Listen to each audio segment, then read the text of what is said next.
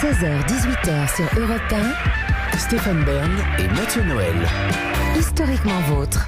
On peut toujours travailler, tenter de se perfectionner, mais comme disait ma grand-mère, on ne fera jamais d'un âne un cheval de course. Le don pour les mots, cette capacité à jongler avec eux est innée. Stéphane Bern en a hérité. Il nous le prouve chaque après-midi. Son éloquence nous gifle dès le sommaire de l'émission.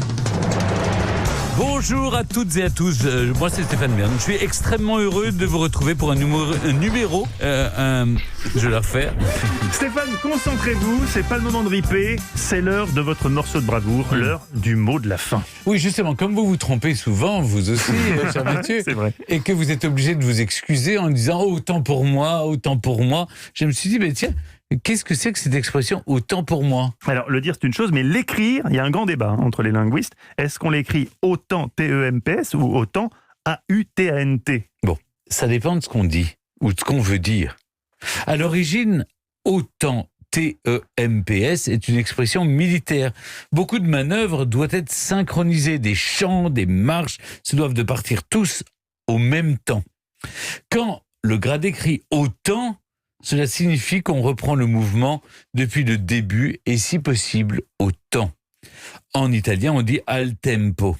Et puis il y a autant pour moi, A-U-T-A-N-T.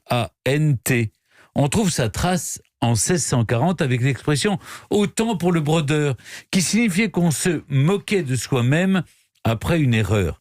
La formule disparaît ensuite pour revenir au début du XXe siècle pour dire je suis comme vous, je fais autant d'erreurs que vous. Ce qui s'éloigne évidemment de l'expression militaire d'origine. Il y aurait donc deux autant. Celui où l'on dit « je fais autant d'impairs que vous » et « autant pour moi », comprenez, revenons au moment où je me suis trompé. Ouh, c'est très subtil. Ouais. Quant à Lamartine, il préfère autant suspends ton vol avec un accent circonflexe sur le « o ». Bref, on n'est pas sorti de l'auberge. Autre expression que l'on fera demain si vous voulez bien. Bien, on la fera, évidemment que je le veux bien, Oui, il y a Stéphane. deux acceptions du terme autant. Franchement, vous m'éclairez, vous m'édifiez, je n'avais aucune idée. David, comment on dit autant pour moi en portugais ? Não sei. Tem que ver. Personne ne pourra jamais vérifier. Non, je suis dit, je ne sais pas, il faut que je vois. Oui, si en italien on dit al tempo. Oui, ao tempo. Ao tempo para mim. Si c'est la traduction littérale, ce serait ao tempo para mim.